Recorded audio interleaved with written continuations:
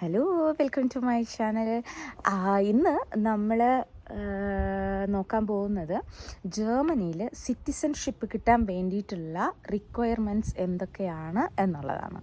അപ്പം ഞാൻ ഇങ്ങനത്തെ ഇൻഫർമേഷൻ വീഡിയോസ് എൻ്റെ അനുഭവത്തിൽ നിന്ന് മാത്രമേ ഞാൻ പറയാറുള്ളൂ.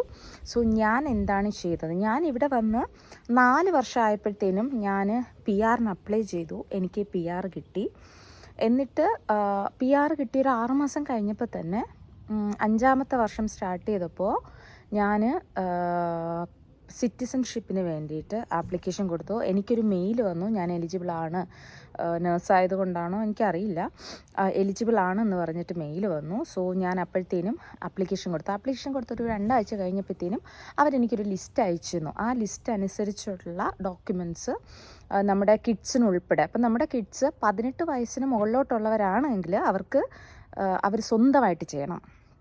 എനിക്ക് അവന് വേണ്ടിയിട്ട് അല്ലെങ്കിൽ അവൾക്ക് വേണ്ടിയിട്ട് എനിക്ക് അപ്ലൈ ചെയ്യാൻ പറ്റില്ല. അപ്പം എൻ്റെ കുഞ്ഞ്, ഇപ്പോൾ എനിക്ക് 2 മക്കളിൽ ഒരാൾ 18 കൂടുതലായതുകൊണ്ട് അവർ അയച്ച റിപ്ലൈ എന്ന് വെച്ചാൽ സ്വന്തമായിട്ട് അപ്ലൈ ചെയ്യുക എന്നുള്ളതാണ്. എനിക്ക് എൻ്റെ ഇളയ കുട്ടിക്ക് ഞാനാണ് അപ്ലൈ ചെയ്തത്. സോ അതിൻ്റെ റിക്വയർമെൻറ്റ്സ് ഇതൊക്കെയായിരുന്നു. എൻ്റെ 3 മാസത്തെ സാലറി സ്ലിപ്പ്, പിന്നെ എൻ്റെ റെൻ്റ് ആൻഡ് ഫെർസിഷറും നമ്പർ. റെൻ്റ് ആൻഡ് ഫെർസിഷർ നമ്മളിങ്ങനെ റിട്ടയർഡ് ആവുന്ന ആ സമയത്തുണ്ടാകുന്നൊരു ഫെർസിഷറും ഉണ്ട്, അതിൻ്റെ നമ്പർ. പിന്നെ നമ്മുടെ ഹെൽത്ത് ഇൻഷുറൻസ് ഡീറ്റെയിൽസ്, നമ്മുടെ ഹോസ്പിറ്റൽ, നമ്മളെവിടെയാണ് വർക്ക് ചെയ്യുന്നുള്ളതിൻ്റെ ആർബൈറ്റ്സ് ഫെട്രാഗ്, അതായത് നമ്മുടെ വർക്ക് കോൺട്രാക്റ്റ്. ദെൻ എന്താണ്, നമ്മൾ താമസിക്കുന്ന വീട്ടിൻ്റെ വാടകപത്രം, പിന്നെ ഇവിടെ കറണ്ട് ചാർജ് അടയ്ക്കുന്നതിൻ്റെ ഡീറ്റെയിൽസ്, പിന്നെ ഐൻബൂർഗറിങ് ടെസ്റ്റ് എന്ന് പറഞ്ഞിട്ടൊരു ടെസ്റ്റ് ഉണ്ട്. അതായത് നമ്മുടെ നാട്ടിലെ PSC പോലെയൊക്കെയാണ്, പക്ഷെ അത്രയും വലിയ കഷ്ടമില്ല.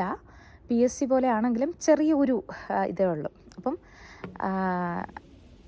ഈ ഡീറ്റെയിൽസ് എല്ലാം വെച്ചിട്ട് ഞാൻ തിരിച്ച് മെയിൽ അയച്ചു. അപ്പം ഇതിൻ്റെ ഡീറ്റെയിൽ ആയിട്ടുള്ള വീഡിയോ കാണാൻ എൻ്റെ ലിഷാസ് ജർമ്മൻ ഡയറിയിൽ ഞാൻ അപ്ലോഡ് ചെയ്തിട്ടുണ്ട്, കാണുക.